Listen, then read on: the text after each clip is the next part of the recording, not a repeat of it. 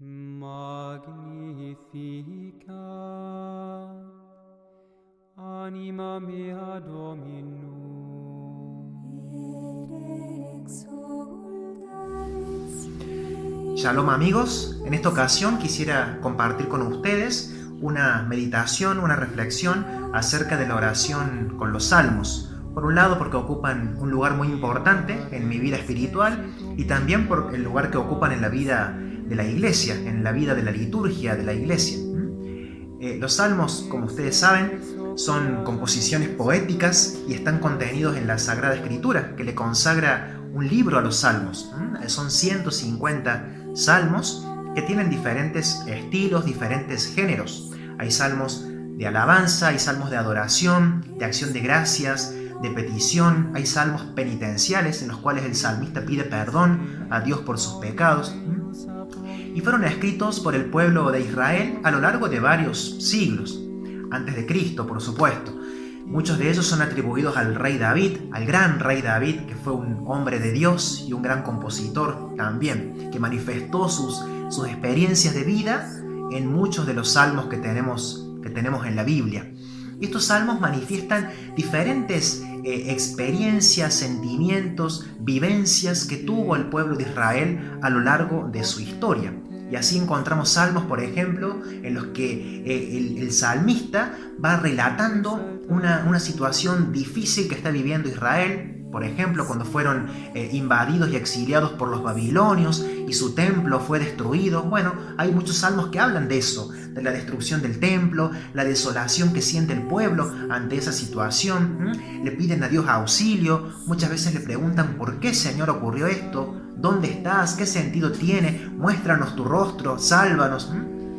Algo lindo que tienen los salmos es que muestran lo que el hombre vive y siente, podríamos decirlo, en crudo. Ninguno de los salmistas se reserva nada a la hora de manifestar su oración a través del salmo. El salmo le pone palabras al clamor que hay en el corazón del salmista y de su pueblo. Hay salmos que son individuales, en los cuales el salmista habla de su situación particular, personal, y otros que son comunitarios. El salmista habla en nombre de su pueblo, en nombre de Israel. Como digo, le ponen palabras a las diferentes experiencias de vida que tiene el hombre, que tiene el ser humano. Ya en la época de nuestro Señor Jesucristo, él mismo, como buen judío también, y sus discípulos oraban con los salmos. En varias partes del Evangelio vemos que tanto los evangelistas como el mismo Jesús citan los salmos. En el Evangelio de Mateo, por ejemplo, cuando están en la última cena, antes de pasar al pasaje de la agonía en Getsemaní, dice que luego de cantar los salmos se dirigieron al monte de los olivos. O sea, Jesús con los discípulos cantaron los salmos. Le pusieron canto a los salmos, ¿sí? De hecho, antes de continuar, algo importante con respecto al canto. La palabra salmo significa etimológicamente tocar un instrumento de cuerda y hace referencia a un instrumento muy utilizado por los judíos en sus liturgias, que era el salterio, que era como una especie de arpa. De hecho, al conjunto de los 150 salmos se le llama salterio, haciendo referencia a este instrumento. O sea que los salmos ya fueron compuestos para ser cantados, para ser una alabanza a Dios, ¿sí? Desde sus diferentes temáticas. Y como decimos, Cristo y sus apóstoles oraron con los salmos. Y hay un versículo de un salmo que es tal vez el que más se nos viene ahora a la mente, que es del Salmo 22. Cuando Jesús está en la cruz, ya por morir, cita los primeros versículos de ese salmo. Dios mío, ¿por qué me has abandonado? Los estudiosos de la Biblia dicen que seguramente Jesús haya rezado el salmo completo. Entonces ya Jesús hasta el momento de su muerte hace suyos los salmos. Y los primeros cristianos, fieles a su maestro, hicieron de los salmos su libro predilecto de oración. Y también rezaron mucho con estas composiciones poéticas.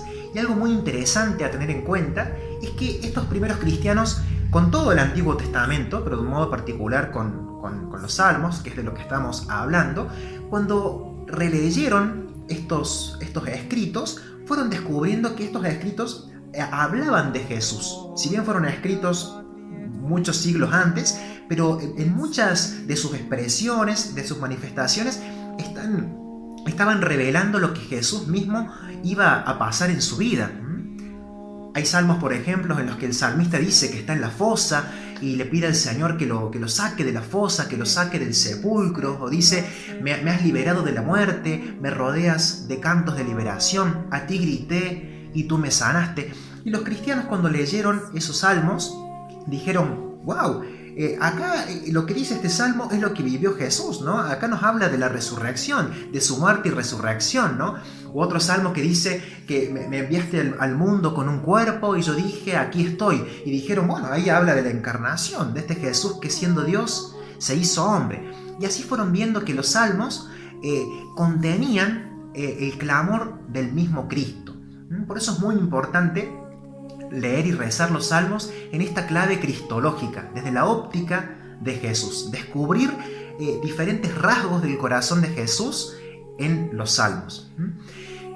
Ya los primeros monjes que se retiraron al desierto, los llamados padres del desierto, también hicieron de los salmos su oración predilecta, y una forma muy particular que tenían de orar era que repetían los salmos permanentemente, hasta el punto de que se los memorizaban y se los aprendían, ¿no? De hecho, se cuenta que muchos de estos monjes hasta se aprendieron la Biblia completa, de tanto que la memorizaban. Y este memorizar no es solamente un guardar en la cabeza, un recordar para repetir como un loro, ¿no? Sino que es un guardar en la cabeza para bajar al corazón.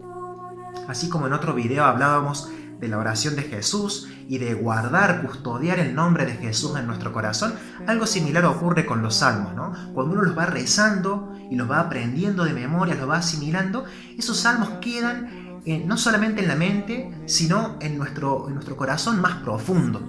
Y así, y esto lo puedo decir como un testimonio también, ante situaciones concretas que ocurren en el día a día, a lo mejor se me viene el versículo de un salmo y digo, pues esta situación que me está pasando ahora tiene que ver con lo que dice este salmo, ¿no? O este salmo le da luz a esto que me está ocurriendo en este momento. Por eso es muy importante que como cristianos, sobre todo en este tiempo en el que vivimos con tanto ruido, que podamos estar habitados por la palabra de Dios. Los salmos son liturgia, porque le ofrecen a Dios la vida hecha oración. Son palabra de Dios, porque fueron inspirados por Dios sin duda, como toda la Sagrada Escritura, pero son también palabra de hombre, porque fueron escritos por hombres en un contexto y en una situación concreta que se manifestaron a Dios desde allí. Si nos fijamos en la misa, le damos un lugar importante al salmo. Siempre se reza con un salmo durante la misa, que a veces se nos pasa por alto, porque tendemos a focalizarnos en el Evangelio, lo cual está muy bien porque es la lectura más importante, ¿no? Pero siempre tenemos ahí un salmo que sigue a la primera lectura como una respuesta orante a esa lectura. Y si prestamos atención, nunca decimos es palabra de Dios después de que rezamos el salmo. ¿Por qué no decimos palabra de Dios? Porque el salmo es nuestra palabra en ese momento, nuestra palabra que le responde a esa palabra de Dios que se nos manifestó en esa primera lectura y que luego nos va a hablar en el Evangelio también. Bueno, la invitación con todo esto que estamos hablando es que podamos nosotros hacer de nuestra vida un salmo, hacer de nuestra vida una alabanza a Dios. Así como los salmistas escribieron desde su realidad concreta de vida, también nosotros estamos llamados a convertir nuestro día a día en una oración y en una ofrenda para Dios. María, cuando se encontró con Isabel, cantó el famoso Magníficat. Mi alma canta la grandeza del Señor porque Él miró con bondad la pequeñez de su servidor. Y va relatando las obras de Dios, ¿no? Bueno, la invitación es que también nosotros podamos reconocer, hacer memoria del paso de Dios en nuestra vida, en nuestro día a día, y alabarlo a Dios por eso. Por eso, como un ejercicio concreto que les propongo, hay una forma muy sublime, muy linda y muy formal también de rezar con los salmos, que es la liturgia de las horas, con la cual la iglesia reza todos los días y durante todo el día, pero este va a ser tema para un próximo video. El ejercicio que les propongo en este día, que puede sernos de mucha riqueza espiritual, es tomar el salmo de cada día. Muchos de ustedes seguramente rezan con el Evangelio del día. Bueno, pueden también leer el salmo de ese día. Pueden buscarlo en alguna aplicación de internet o en una página de Google. Leer el salmo del día, leerlo despacito, del principio al final, leerlo varias veces y tratar de reconocer cuál es el grito que se esconde en ese salmo. ¿Es un grito de pedido de auxilio a Dios? ¿Es un grito de alabanza? ¿Un grito de gratitud? ¿Un grito que pone de manifiesto el deseo de la persona por poseer y encontrar a Dios en su vida? ¿Es un grito de perdón? ¿Qué grito se esconde en ese salmo? Una vez que identifico el grito, puedo ver qué relación tiene ese grito con mi propio grito. ¿Cuál es mi grito hoy? ¿Qué es lo que hoy le grito al Señor? ¿Qué es lo que hoy le clamo al Señor? Tal vez ese salmo que estoy rezando le pone palabras a ese clamor que yo tengo en mi corazón. Y después también lo que podemos hacer, una vez que lo rezamos todo el salmo, es agregarle un versículo creado por nosotros. Pidiéndole algo, diciéndole algo al Señor, un versículo que salmodie nuestra vida. En muchas ocasiones puede ocurrir que rezamos con un salmo y no tiene nada que ver con lo que nos está pasando. Y esa es una oportunidad para que podamos rezar por otras personas que seguramente están pasando por lo que dice el salmo. Tal vez yo ahora estoy en un momento excelente de mi vida y el salmo habla de una persona que está en la pobreza, en la miseria. Bueno, es la oportunidad para rezar ese salmo pidiendo por tantas personas que hoy están pasando por situaciones como esa.